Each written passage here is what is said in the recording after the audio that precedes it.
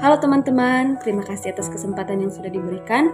Perkenalkan, nama saya Ken Glory Elizabeth Garusin. Saya dari kelas A4, Fakultas Keperawatan semester 1. Saya adalah mahasiswa aktif dari Universitas Pembangunan Indonesia Manado. Tujuan saya membuat video ini adalah untuk memenuhi ujian akhir semester dari salah satu mata kuliah, yaitu Falsafah dan Teori Keperawatan. Dengan dosen pengampu, saya sebut dengan hormat Nurse Vergeina Mastur Eskep Mkep. Dan pada video kali ini saya akan membahas atau menjelaskan tentang konsep holistic care. Selamat menonton! Pertama-tama kita masuk di pengertian holistic care. Holistic care memiliki arti menyeluruh yang terdiri dari kata holy and healthy. Pandangan holistik bermakna membangun manusia yang utuh dan sehat dan seimbang terkait dengan seluruh aspek dalam pembelajaran, seperti spiritual, moral, imajinasi, intelektual, budaya, estetika, emosi, dan fisik. Pengobatan holistik adalah pengobatan dengan menggunakan konsep menyeluruh, yaitu keterpaduan antara jiwa dan raga dengan metode alamiah yang ilmiah, serta ilahiyah yang mana tubuh manusia merupakan keterpaduan sistem yang sangat kompleks dan saling berinteraksi satu sama lainnya dengan sangat kompak dan otomatis terganggunya satu fungsi atau elemen atau unsur tubuh manusia dapat mempengaruhi fungsi yang lainnya.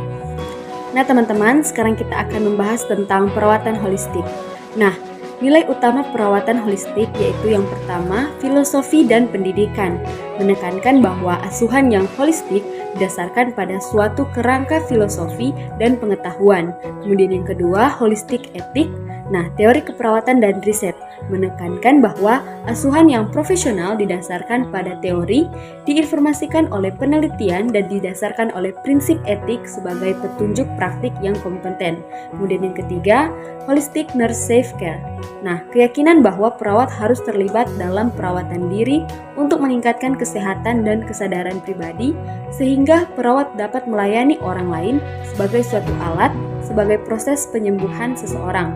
Kemudian yang terakhir atau yang keempat, holistic communication. Nah, therapeutic environment and cultural competency menekankan pada perkembangan untuk memanfaatkan pengkajian dan asuhan terapeutik yang mengacu pada pola masalah dan kebutuhan klien dalam suatu lingkungan yang mendukung proses penyembuhan pasien.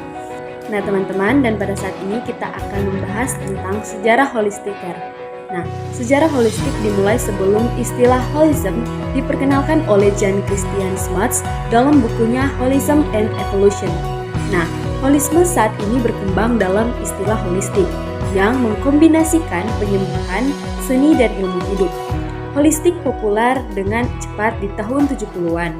Walaupun istilah holisme diperkenalkan di tahun 1926, penyembuhan holistik sebenarnya sudah ada jauh di zaman kuno, kira-kira 5.000 tahun yang lalu. Nah, sejarawan belum bisa memastikan dari bangsa manakah pertama kali ia dipraktekkan. Kebanyakan sejarawan percaya bahwa penyembuhan holistik dimulai di India atau Cina. Para praktisi holistik mempraktikkan prinsip hidup sehat lewat menyeimbangkan tubuh, pikiran, dan roh untuk menyatu atau harmonis dengan alam. Nah, contoh praktik holistik adalah Socrates yang hidup 4 abad sebelum kelahiran Kristus. Ia menganut pandangan ini dan mengajarkan bahwa kita harus memandang tubuh sebagai keseluruhan, bukannya bagian yang terpisah. Nah, yang pertama ada holistik tradisional, suatu teknik penyembuhan yang memanfaatkan alam dengan prinsip holisme berawal sejak ribuan tahun lalu, biasa disebut sebagai penyembuhan atau pengobatan alternatif atau pengobatan tradisional.